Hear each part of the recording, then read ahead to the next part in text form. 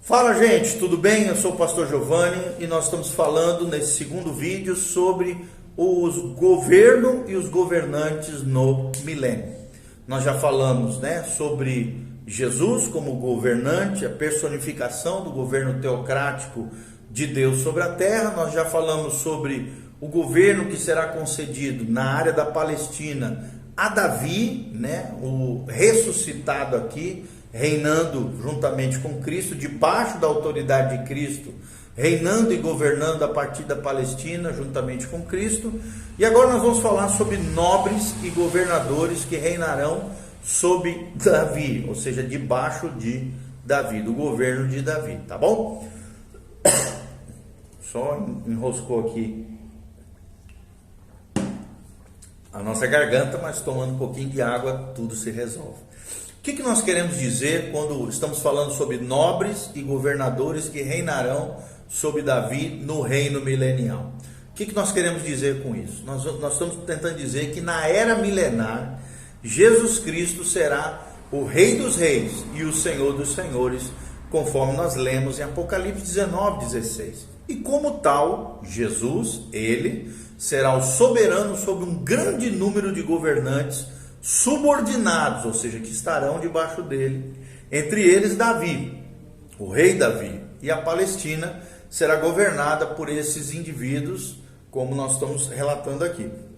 O seu príncipe procederá deles, do meio deles sairá o que há de governar, é o que diz Jeremias 30:21. Isaías 32:1 diz: eis aí está quem reinará, um rei com justiça, e em retidão governarão príncipes, ou seja, debaixo de Jesus governarão príncipes sob o governo e autoridade do Messias de Israel. Ezequiel 45:8-9 diz: os meus príncipes nunca mais oprimirão o meu povo, antes distribuirão a terra à casa de Israel, segundo as suas tribos, assim diz o Senhor Deus. Basta, ó príncipes de Israel, afastai a violência e a opressão, e praticai juízo e justiça, e tirai as vossas desapropriações do meio do meu povo, diz o Senhor Deus, em Ezequiel 45:8-9.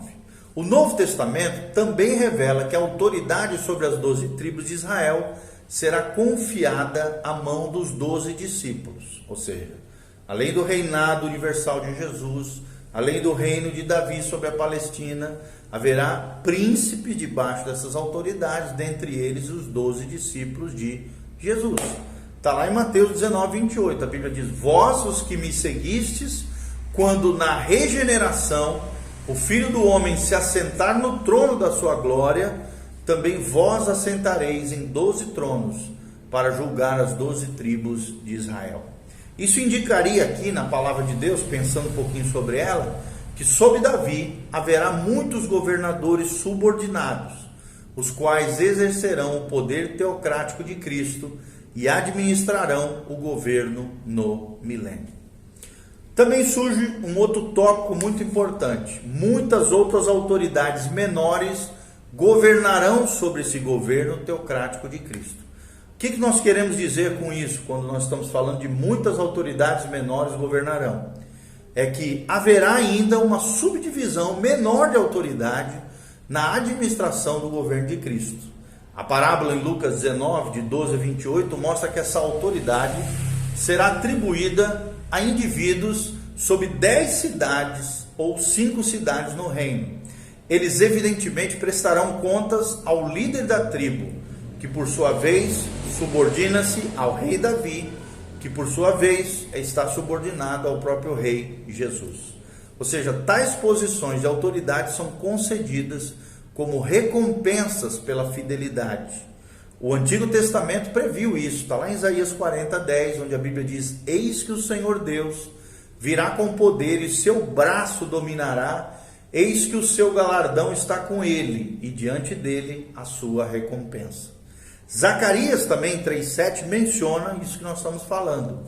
Assim diz o Senhor dos Exércitos, diz o profeta: se andares nos meus caminhos e observares os meus preceitos, também tu julgarás a minha casa e guardarás os meus átrios, e te darei livre acesso entre esses que aqui se encontra o que diz Zacarias 3:7. Ou seja, pensando um pouquinho no que dizem esses dois versículos, aqueles que forem levados para o milênio reinarão com ele por 1000 anos, é o que diz a Bíblia. Então prevê-se que esses ofícios de autoridade serão dados como recompensa tanto no tribunal de Cristo, como os salvos de Israel e dos gentios salvos na tribulação, na entrada do milênio, ok? Ou seja, a Bíblia também menciona, com relação a esse governo teocrático de Jesus no milênio, que serão levantados juízes. O que nós queremos dizer com isso? É que, como havia juízes no Antigo Testamento e eram apontados divinamente, eles eram também representantes por meio dos quais se administrava o reino teocrático de Deus. Também os que governarão no milênio terão a mesma caracterização de juízes, a fim de que se evidencie a autoridade do Rei dos Reis. E também é uma demonstração do poder teocrático do Messias. Zacarias 3:7 menciona: também tu julgarás a minha casa. E Isaías 1:26 diz: restituir-te-ei, ou seja, de restituição, os teus juízes como eram antigamente, os teus conselheiros como era no princípio. É o que diz Isaías 1:26, profeticamente aqui, uma referência à era milenial. Outro destaque que nós trazemos é a natureza do reino. Várias características do reino são mencionadas nas Escrituras. Primeiro, será um reino universal, ou seja, a autoridade e legado de Cristo, que nós estamos mencionando aqui, passada por Davi, daí até os 12 e os governantes das cidades, como nós já falamos, diz respeito à Palestina e toda a terra.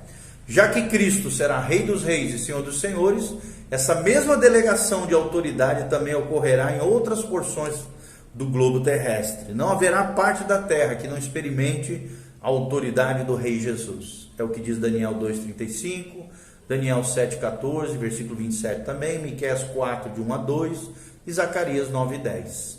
Olha o que diz Daniel 7:14 e versículo 27. A Bíblia diz: foi-lhe dado domínio e glória e o reino para que os povos, nações e homens de todas as línguas o servissem. O seu domínio é domínio eterno, uma referência a Jesus, que não passará, e o seu reino jamais será destruído. O reino e o domínio e a majestade dos reinos, debaixo de todo o céu, serão dados ao povo dos santos do Altíssimo. Altíssimo aqui com letra maiúscula, ou seja, uma referência ao Altíssimo Messias de Israel, a Jesus. O seu reino, diz a Bíblia, será reino eterno, e todos os domínios o servirão e lhe obedecerão, conforme profeticamente diz Daniel 7, versículos 14 e versículos 27. Segunda característica, esse reinado, esse governo, terá justiça e equidade inflexível. Isaías 11, de 3 a 5 diz: não julgará segundo a vista dos seus olhos, nem repreenderá segundo o ouvir dos seus ouvidos, mas julgará com justiça os pobres e decidirá com equidade a favor dos mansos da terra. Ferirá a terra com a vara de sua boca e com o sopro dos seus lábios matará o perverso.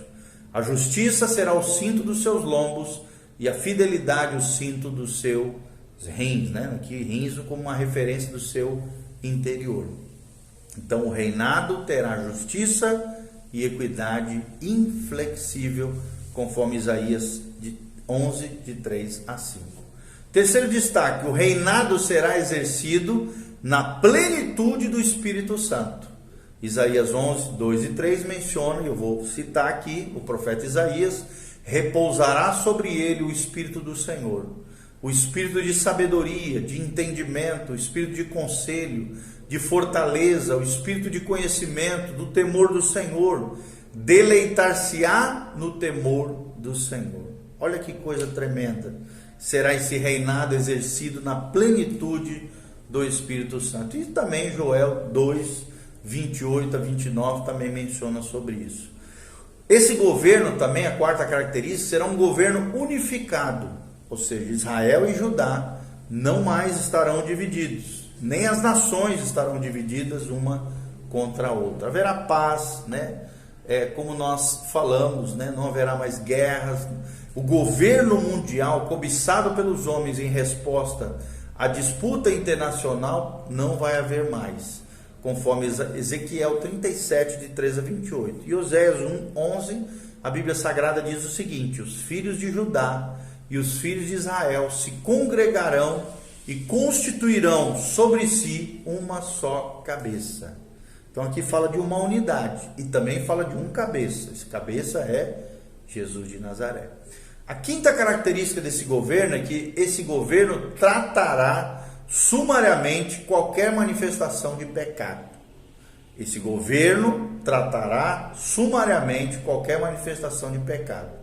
É o que diz Isaías 11:4, quando a Bíblia diz: ferirá a terra com a vara da sua boca e com o sopro dos seus lábios matará o perverso. Ou seja, qualquer ato aberto contra a autoridade do rei Jesus, do Messias de Israel, será punido com morte física.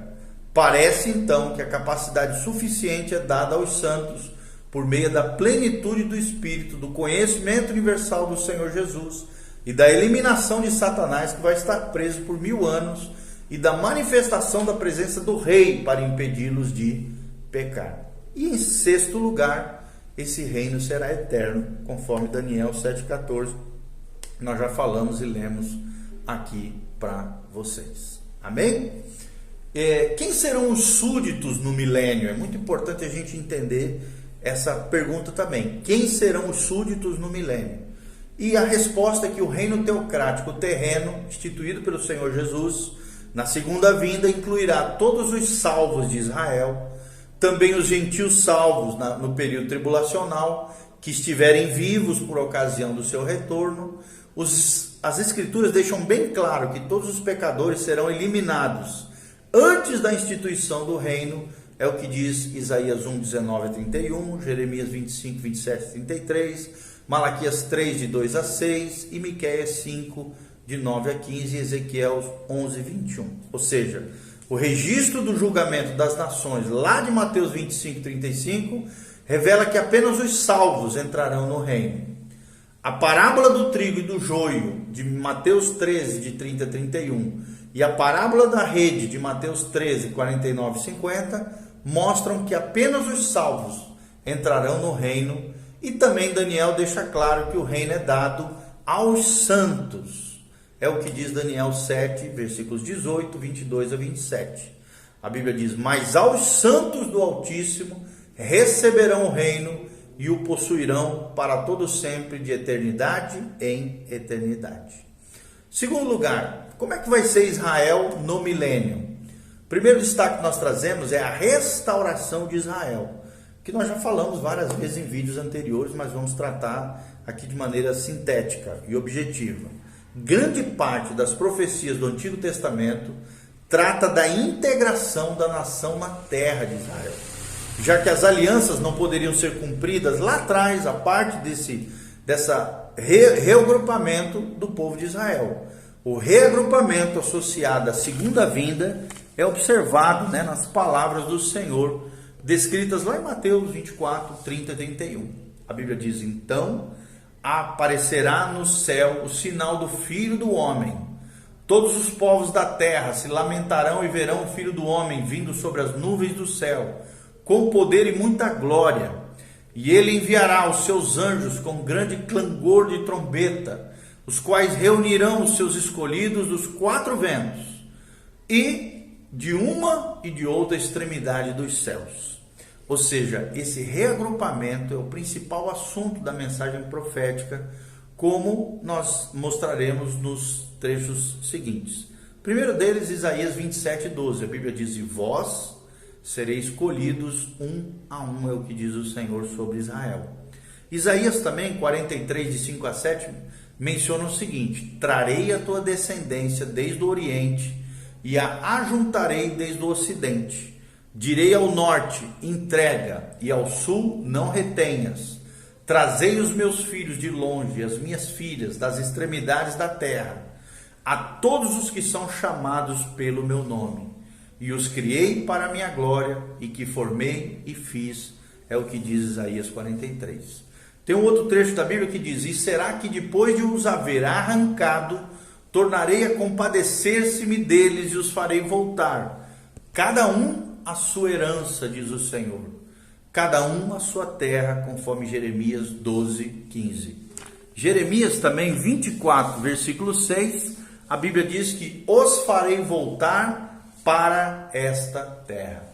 Ezequiel 20:42, quando menciona sobre Israel, diz assim: sabereis que eu sou o Senhor, quando eu vos der entrada na terra de Israel, na terra que levantando a mão jurei dar a vossos pais, é o que diz Ezequiel 20.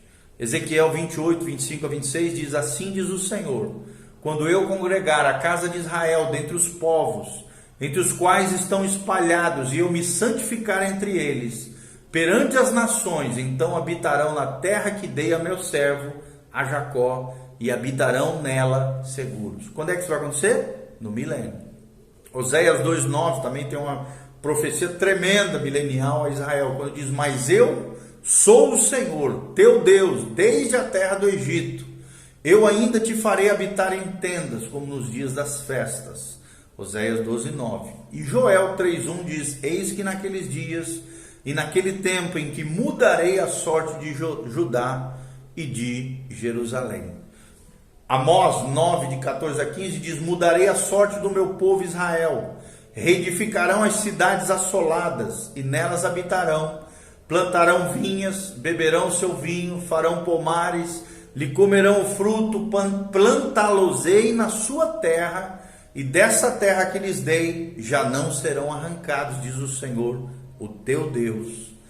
Miqueias 4:6 diz: naquele dia, diz o Senhor, congregarei os que cocheiam, e recolherei os que foram expulsos, e os que eu afligira.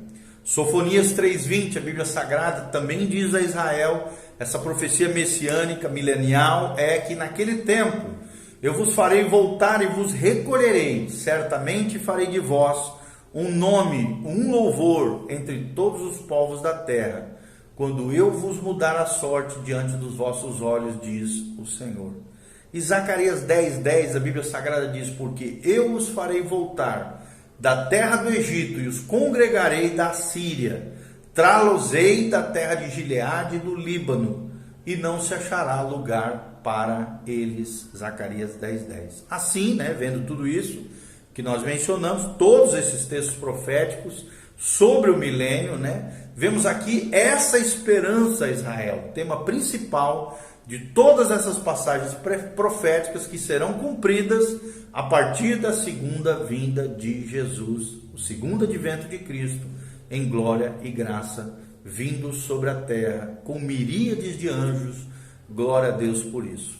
Segundo destaque que nós trazemos é a regeneração de Israel, ou seja, a nação de Israel experimentará uma conversão que preparará o povo para encontrar o Messias e habitar no seu reino milenar. Paulo demonstra essa conversão e que essa conversão será realizada na segunda vinda de Cristo. Ele diz em Romanos 11:26-27: e assim todo Israel será salvo, como está escrito: virá de Sião o libertador, Jesus, e ele apartará de Jacó as impiedades. Esta é a minha aliança com eles, quando eu tirar os seus pecados. Ou seja, aqui nós vemos que Paulo teve um vislumbre, uma visão profética do segundo advento de Cristo, da segunda vinda de Cristo em glória. Que coisa tremenda, Isaías 1:27 também diz que de Sião será redimida pelo direito, e os que se arrependerem pela justiça serão tremendamente transformados, Isaías 4:3-4 diz: os que ficarem em Jerusalém serão chamados santos, quando o Senhor lavar a imundícia das filhas de Sião e limpar Jerusalém da culpa do sangue do meio dela. Outra coisa que a Bíblia diz é que nos seus dias, lá em Jeremias 23:6, nos seus dias Judá será salvo e Israel habitará seguro. Quando? No milênio. A Bíblia continua dizendo: será este o meu nome com que será chamado, Senhor, justiça nossa. Jeremias 23:6. E o famoso trecho profético também de Jeremias 24:7, a Bíblia Sagrada diz: dar-lhe-ei um coração para que me conheçam, que que eu sou o Senhor, eles serão meu povo e eu serei o seu Deus, porque se voltarão para mim de todo o coração. Ezequiel 11:19 diz: dar-lhe-ei um só coração, um espírito novo porei dentro deles, tirarei de sua carne o coração de pedra e lhes darei um coração de carne. E Ezequiel 36:25-26 diz: então espargirei água pura sobre vós e ficareis purificados, diz o Senhor, de todas as vossas imundícias, de todos os vossos ídolos vos purificarei. Dar-vos-ei um coração novo, porei dentro de vós um espírito novo, tirarei de vós o coração de pedra e vos darei um coração de carne. Que coisa tremenda. E também outros trechos, que falam sobre isso. Vou ler só mais alguns. Naquele dia haverá uma fonte aberta para a casa de Davi e para os habitantes de Jerusalém, para remover o pecado e a impureza, conforme Zacarias 13:1. E Zacarias 13:9 diz: farei passar a terceira parte pelo fogo, e purificarei como se purifica a prata, e a provarei como se prova o ouro. E ela invocará o meu nome, e eu a ouvirei e direi: é o meu povo. E ela dirá: o Senhor é meu Deus. Zacarias 13:9. Então nós observamos com todos esses textos, já que nenhum incrédulo entrará no milênio, o que aguarda a Israel é uma conversão, tanto coletiva como individual, que o preparará então para o reino prometido, conforme diz a palavra de Deus. A segunda vinda testemunhará a conversão da nação de Israel, ou seja, de toda a nação de Israel ali naquele momento, a fim de que as alianças sejam cumpridas na era e no reinado do Messias. Israel também será o súdito do Messias durante o milênio e se tornará súdito do governo do rei. Ok? É o que nós vamos tratar no vídeo posterior. Nós vamos falar um pouquinho sobre isso, tá bom? Em primeiro lugar, Israel, como súdito do Messias durante o milênio, Israel se converterá e será reintegrado à terra. Israel será reunido como nação, é o que diz a palavra de Deus. Israel também, a nação se unirá mais uma vez a Jeová por meio de um casamento. Israel será exaltado, em quarto lugar, acima dos gentios. Em quinto lugar, Israel será justificado, como nós vimos nesses textos todos que nós lemos.